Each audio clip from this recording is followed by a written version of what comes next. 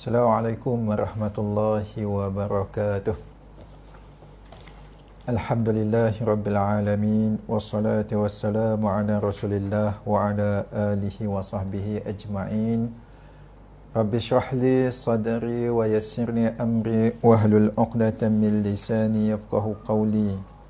Rabbi zidni ilma warzuqni fahma.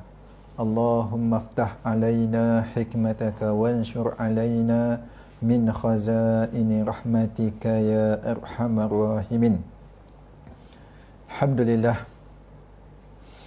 Tuan-tuan, puan-puan, muslimin muslimat yang dirahmati Allah sekalian, pada petang ini marilah sama-sama kita mengatur, memanjatkan setinggi-tinggi rasa syukur pada Allah Subhanahu wa taala yang tidak terhingga kerana dapat lagi bersama-sama dengan tuan-tuan, puan-puan dalam Akademi Tarbawi ini untuk sama-sama kita menambah lagi kefahaman dan iman taqwa kepada Allah Subhanahu wa taala. Tuan-tuan, puan-puan, muslimin muslimat yang dirahmati Allah sekalian.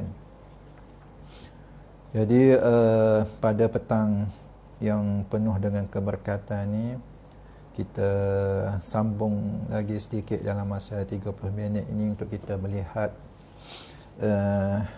dengan satu buah buku yang saya baca berkaitan tentang Ghulamud Da'wah ini, iaitu diambil daripada hadis Nabi sallallahu alaihi wasallam di dalam Sahih Muslim yang menceritakan tentang seorang ghulam bersama dengan ahli sihir, rahib dan ashabul ukhdud. Jadi di sana kita melihat kepada buku yang dikarang oleh Ustaz Hisham Saqar ini. Beliau telah menghuraikan dan mensyarahkan berkaitan tentang hadis tersebut. Jadi saya cuma nak berkongsi, membaca apa yang boleh kita ambil untuk sama-sama kita jadikan panduan, pedoman dalam kita meneruskan, terutamanya bagi yang melaksanakan kerja-kerja dakwah dan tarbiyah ini. Tuan-tuan, puan-puan yang dirahmati Allah sekalian, lama dah saya tidak bersiaran bersama-sama dengan tuan-tuan, saya rasa 2 minggu, 2 kali pertemuan. Jadi alhamdulillah pada petang ini dapat saya laksanakan. Jadi kita sambung lagi untuk berkaitan tentang hadis ini. Hadisnya berbunyi, wa kana al-ghulam yubri'ul akmaha wal abras wa yudawi an-nas min sa'iril adwa'i fasami'a jalisun lil malik kana qad amiya fa'atahu bihadaya katsirah faqala ma ha huna laka ajma'u in anta syafaitani faqala inni la ashfi ahadan innama yashfillah fa in anta amanta billah da'awtullah fashafaka fa amana billah fashafahullah. Hadis yang bermaksud ghulam mempunyai kebolehan untuk mengubati penyakit buta semenjak lahir, sopak, dan dia juga mengubati berbagai lagi penyakit. Seorang pembesar diraja yang sentiasa bersama raja telah mendengar kisah kebolehan ghulam. Beliau adalah seorang yang buta. Lalu beliau mendatanginya dengan membawa hadiah yang banyak. Beliau pun berkata, semua yang aku kumpulkan ini adalah untuk kamu, sekiranya kamu dapat menyembuhkanku. Ghulam pun menjawab, aku tidak boleh menyembuhkan seseorang pun. Yang menyembuhkan hanyalah Allah. Apabila kamu beriman kepadanya, aku akan berdoa kepadanya, maka dia akan menyembuhkan kamu. Lalu beliau beriman, maka Allah menyembuhkan penyakitnya. Tuan-tuan, puan-puan yang dirahmati Allah sekalian, daripada rangkap hadis yang dibaca tadi, kita boleh ambil pada minggu-minggu lepas saya telah menghuraikan, membaca iaitu kita melihat di sana Allah kurniakan kepada ghulam ini satu kelebihan, iaitu dia mampu berdoa dan Allah terima doanya. Apabila dia berdoa untuk pesakit, maka pesakitnya disembuh di waktu itu juga dengan izin Allah Subhanahu wa taala. Jadi pada minggu-minggu lepas saya dah sebut berkaitan tentang kita melihat di sana ada perkara luar biasa. Perkara luar biasa ini pelbagai jenis yang disebut. Ada yang sebut mukjizat, ada yang disebut karamah, ada yang disebut ihanah, istidraj, irhas, i'anah. Jadi semua itu perkara yang luar biasa. Jadi saya tidak nak menghuraikan, cuma saya nak teruskan kepada apa yang disebut oleh Ustaz Syamsakar ini dalam bukunya. Dia kata perkara luar biasa yang berlaku dari awal hingga akhir adalah datangnya daripada Allah. Oleh itu para nabi memberitahu bahawa mereka tidak boleh melakukannya. Apa saja yang lahir daripada makhluk ini semuanya datang daripada Allah Subhanahu wa taala. Cuma kita nak kena berhati-hati. Kita nak kena berhati-hati sebab ada yang di antara karamah wali Allah ini, yang perkara luar biasa ini berlaku kepada mereka. Kerana ada yang wali Allah ini berlaku perkara yang luar biasa, dan ada juga mereka yang melakukan maksiat pun berlaku perkara luar biasa. Jadi oleh itu kita nak melihat bahawa kalau ia datang daripada Allah Subhanahu wa taala, iaitu orang beriman, itu alhamdulillah. Tapi kalaulah dia melakukan kejahatan maksiat dan berlakunya perkara luar biasa kepadanya, itu mungkin datang daripada syaitan. Jadi syaitan yang menyebabkan ataupun memberikan dengan izin Allah Subhanahu wa taala juga. Jadi tuan-tuan puan-puan yang dirahmati Allah sekalian, itu berkaitan tentang karamah ataupun perkara luar biasa. Kalau kita melihat pada zaman Nabi SAW, kalau kita lihat para sahabat, tak ramai pun yang kita melihat bahawa ada karamah-karamah ni. Biasanya kalau kita dengar kisah-kisah yang banyak ni, iaitu tabi'un tabi'in, orang yang terkemudian. Bukanlah kita katakan para sahabat ini dia tidak kenapa Allah tidak memberikan. Ada berlaku. Kalau kita lihat bagaimana seorang sahabat, Khubayb bin Adi kan, apabila dia ditangkap, ditawan oleh kaum musyrikin, ketika mana dia berada dalam penjara, dia ada makanan dalam penjara itu. Allah bagi hidangan buah anggur kan di dalam tawanan kaum musyrikin tu. Jadi itu antara kelebihan. Kemudian kita pernah dengar ada sahabiah bernama Zinirah, apabila diseksa dan menjadi buta matanya. Dan kaum musyrikin kata inilah disebabkan oleh Lata dan Uzza. Tapi akhirnya dia berdoa dan Allah kembalikan penglihatan mata dia. Maka tak betul apa yang dikatakan oleh kaum musyrikin.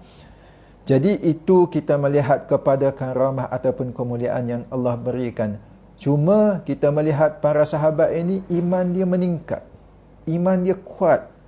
Jadi sebab itu kadang-kadang karamah yang diberikan ini untuk memuliakan seseorang ataupun nak meningkatkan iman dia. Tapi iman para sahabat ini dia kuat, teguh kan.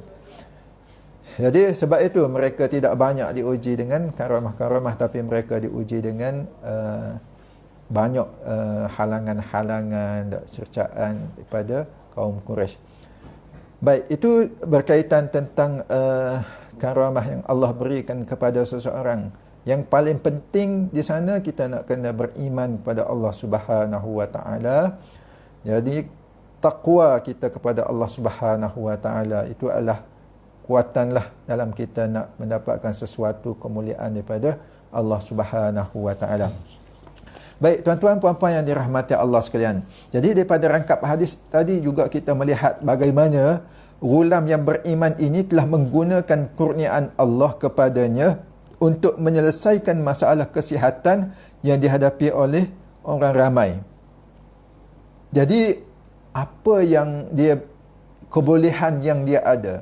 Jadi seorang dai yang beriman kepada Allah Subhanahu wa taala, jika dia mempunyai kebolehan tertentu. Jadi ghulam ini dia boleh mengubati penyakit. Kan? Jadi oleh itu dia mengambil peluang. Maka dia telah menjalinkan hubungan dengan orang ramai untuk melakukan kerja-kerja kebajikan dan tolong-menolong. Jadi seorang da'i, kita boleh ambil apa yang telah ditunjukkan oleh ghulam tadi itu. Da'i dia mesti bergaul dengan orang ramai. Dia mesti menunjukkan contoh yang baik. Dia mesti tolong-menolong, bantu-membantu. Tak? Jadi kebolehan-kebolehan yang dia ada tu, dia boleh bagi manfaat kepada orang lain. Bagi manfaat kepada jiran. Tak? Sama-sama yang tinggal dekatnya. Jadi ini seorang pendakwah, seorang da'i. Jadi ghulam tadi dia mengambil peluang, dia melakukan kerja-kerja kebajikan dan tolong-menolong dalam melaksanakan kebaikan dan ketakwaan. Alangkah berhajatnya para da'i untuk memahami perkara ini. Dengan itu, mereka menugaskan sebahagian mereka untuk menjalinkan hubungan dengan orang ramai dan cuba menguatkan pengaruh serta menyelesaikan masalah dihadapi oleh ramai melalui gerak kerja kemasyarakatan. Jadi seorang da'i dia tidak boleh nak menyembunyikan diri ataupun mengasingkan diri. Dia perlu keluar masuk ke dalam masyarakat dan dia perlulah memberi kebaikan ataupun kebolehan yang dia miliki ini untuk menolong dalam kebaikan dan ketakwaan. Jadi itu seorang da'i.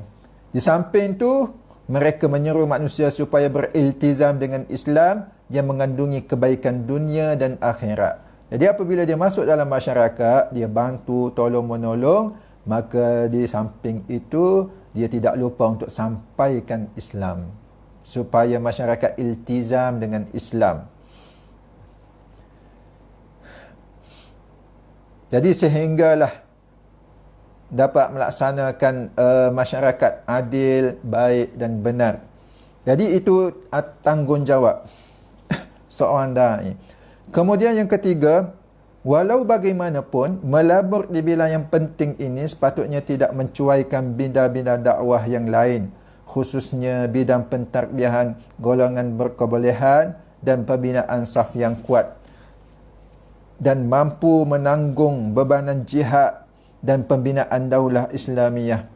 Rahib telah menugaskan ghulam bekerja di satu bidang dan beliau sendiri tetap bekerja di bidang yang lain. Sesungguhnya amal dakwah mempunyai bidang yang berbagai dan gerak kerja yang banyak. Keutamaan semestinya dijaga. Ia merupakan perkara penting dalam fiqh dakwah.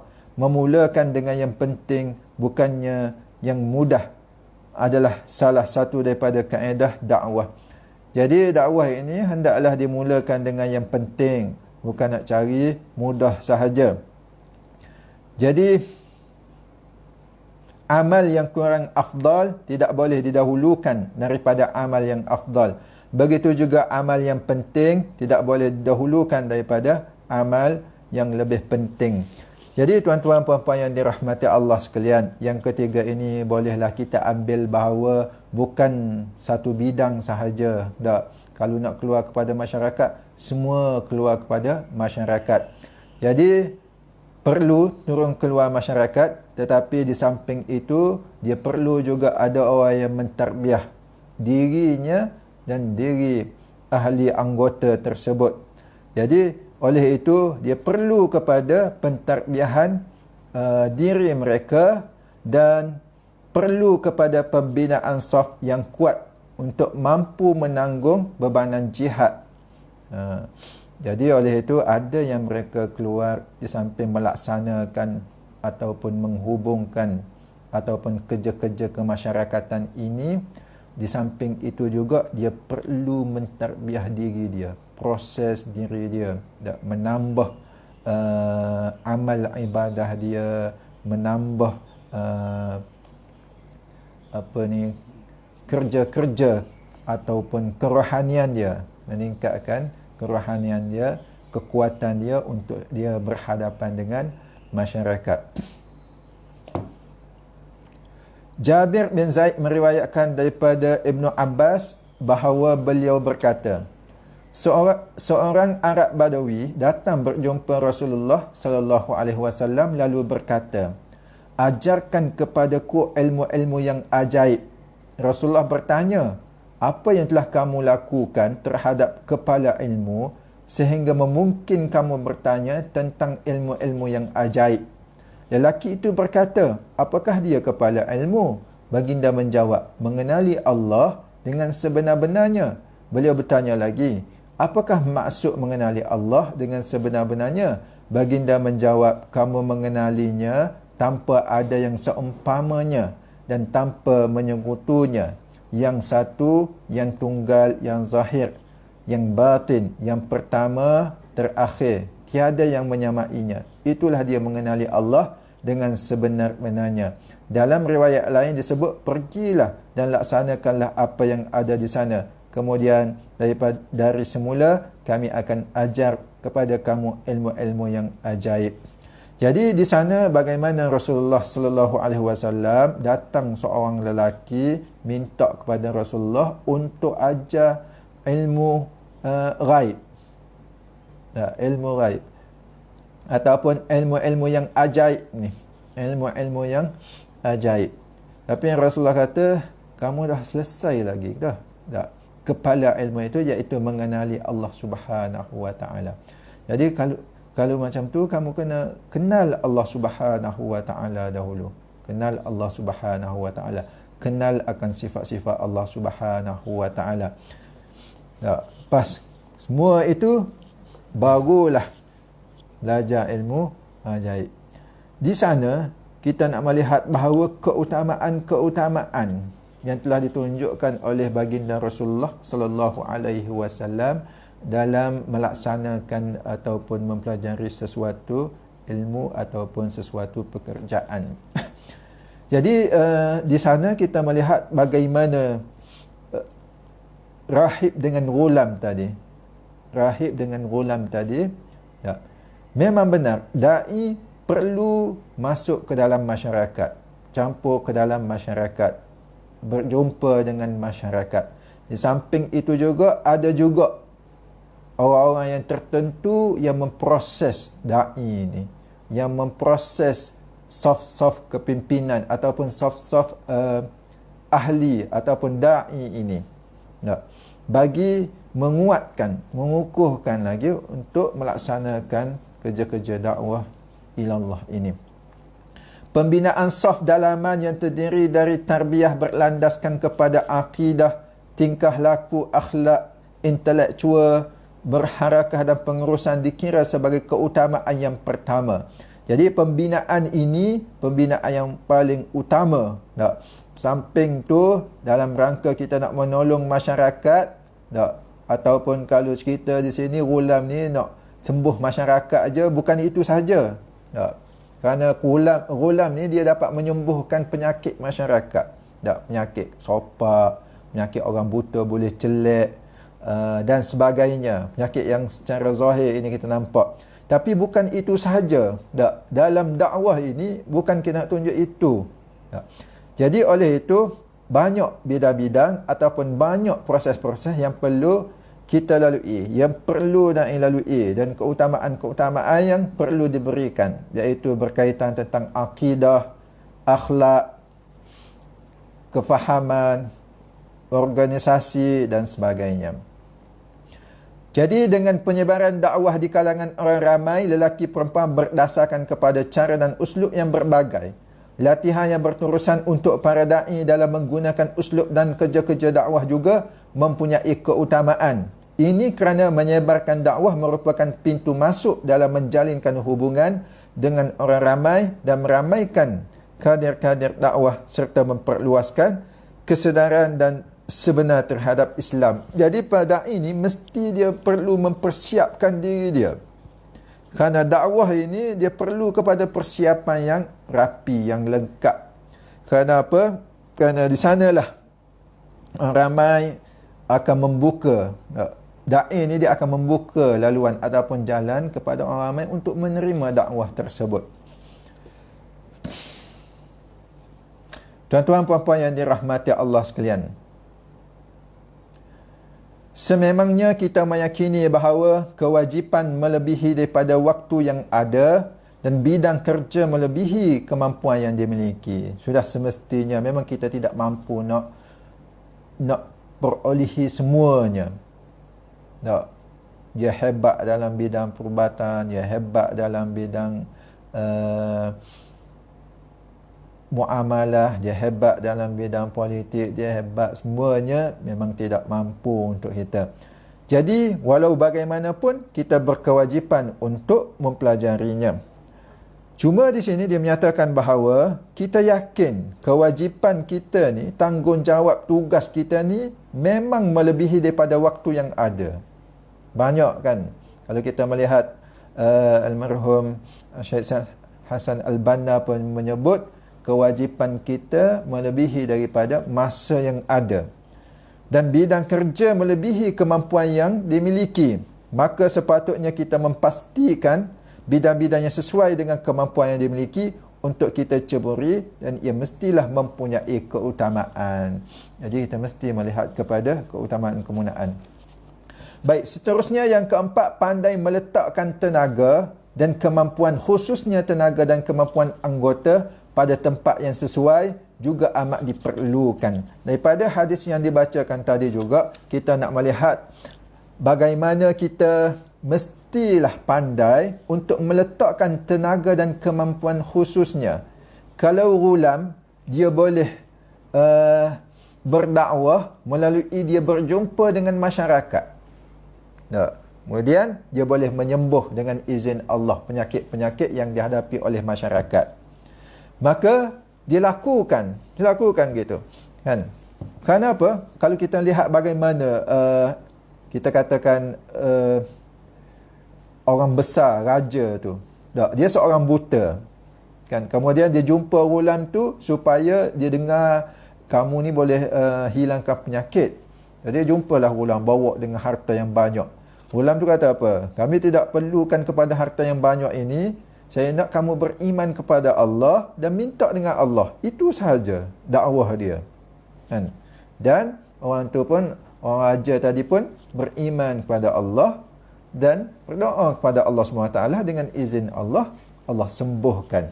Jadi itu kemampuan yang ghulam boleh dakwah masyarakat ataupun orang sekitar itu untuk mengenal Allah Subhanahu Wa Taala. Tapi kalau kita lihat bagaimana rahib kan, rahib dia mentarbiah ghulam itu, dia mentarbiah orang lain lah, yang lain lagi. Proses ini perlu berjalan, proses pentarbiahan, proses pendakwahan mesti berjalan dalam kehidupan kita. Tidak hanya berdakwah semata-mata tanpa kita mentarbiah diri, tanpa mentarbiah para da'i. Jadi perlu ada keseimbangan. Dengan ini melahirkan salah satu bentuk takhasus, kemudian pengalaman yang diperolehi disempurnakan melalui kajian ilmiah yang bersungguh-sungguh di bidang takhasus yang diceburi. Itu bidang-bidang yang tertentulah untuk berhadapan dengan masyarakat.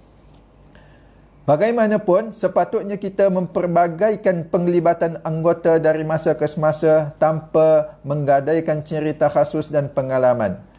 Jadi walau bagaimanapun, kalau kita kata orang khusus je untuk bidang ni, orang lain tak boleh, tidak.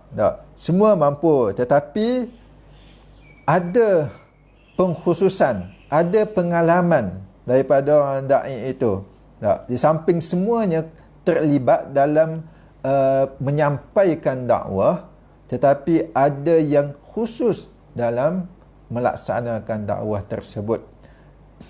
ataupun mengambil berat program perbincangan yang sentiasa diadakan dari masa ke semasa di semua peringkat di bawah kelolaan pemimpin secara terperinci, sehingga akan membolehkan mereka yang terlibat dalam semua bidang dapat mengetahui bidang-bidang yang lain, kat kerja yang lain. Jadi ini, satu organisasi dia perlu mengambil cakna, tahu tentang ahli-ahli. Walaupun di dalam organisasi tersebut ada orang yang pakar-pakar, ada yang mahir-mahir, tetapi semua ahli berkewajipan untuk mengetahui. Jadi oleh itu, pimpinan-pimpinan organisasi mestilah menyampaikan ataupun memberi dikit ilmu kepada ahli-ahli dalam organisasi tersebut supaya ia tidak ketinggalan. Bukan orang-orang tertentu sahaja. Orang tertentu mungkin boleh dikhususkan, tetapi yang lain pun perlu juga untuk mengetahui sekadar mana yang mampu yang ada.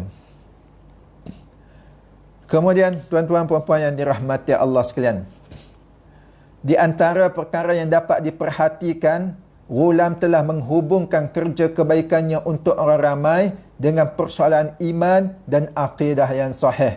Dia telah mensyaratkan beriman sebelum berdoa kepada Allah untuk pesakit. Kemudian dia mengemukakan dakwahnya. Jika diterima, maka dia berdoa kepada Allah Subhanahu wa taala menyembuhkan pesakitnya, seperti mana yang berlaku kepada salah seorang pembesar diraja.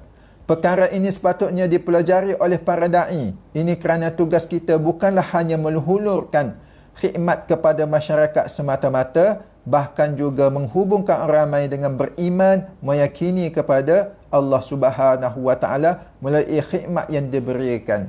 Jadi yang keenam ini, tuan-tuan puan-puan yang dirahmati Allah sekalian, kita nak rasa setiap di mana saja kita berada, kita memberi khidmat kepada masyarakat, kepada orang ramai, kita jangan lupa kita hubungkan dengan Allah Subhanahu wa taala.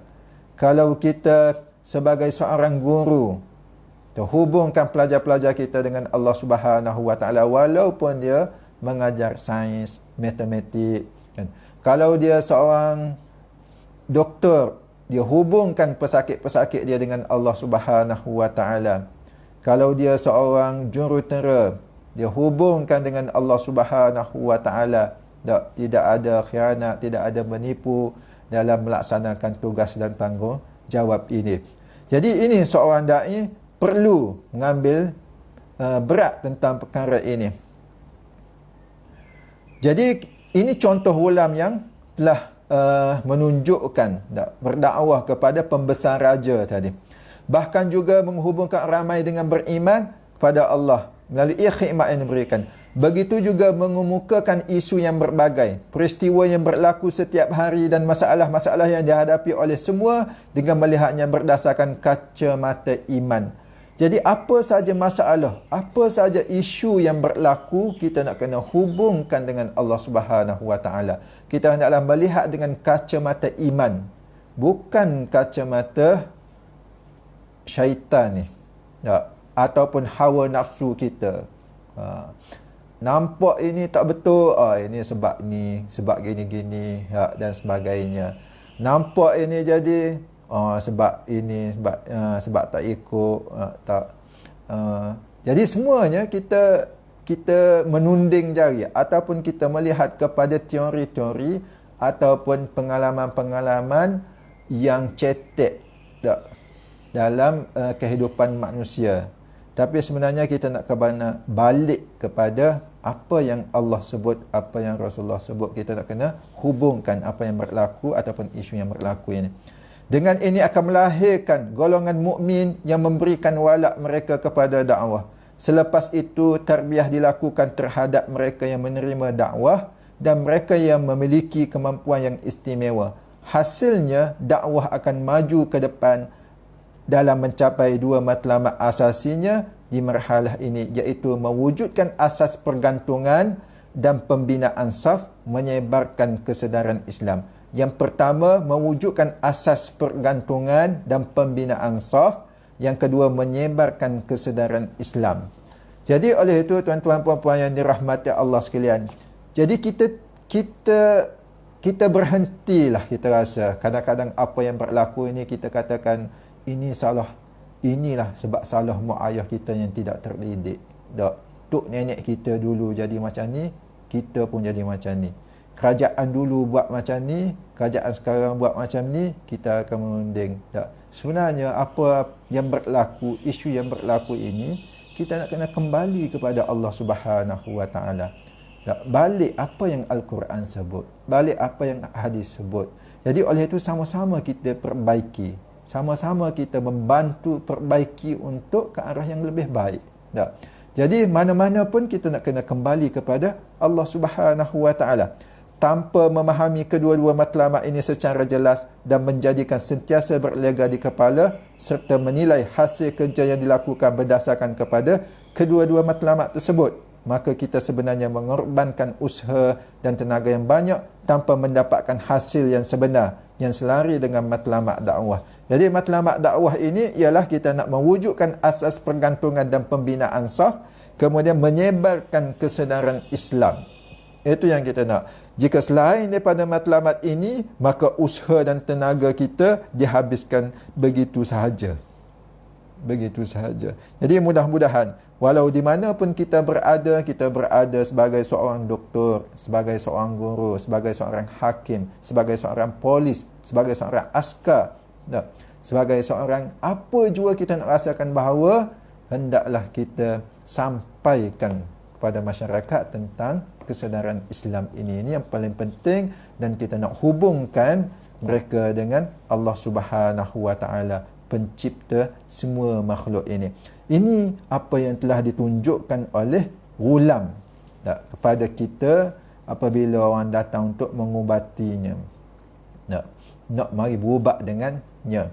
Jadi dia kata tak ada siapa pun yang boleh menyembuh melainkan Allah Subhanahu Wa Taala, dan kamu beriman kepada Allah dan minta dengan Allah Subhanahu Wa Taala.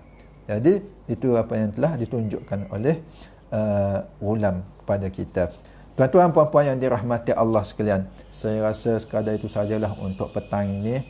Mungkin di lain masa, di lain waktu kita akan sambung lagi berkaitan tentang rangkap hadis ini, insya-Allah, dalam beberapa perkara lagi yang boleh kita ambil.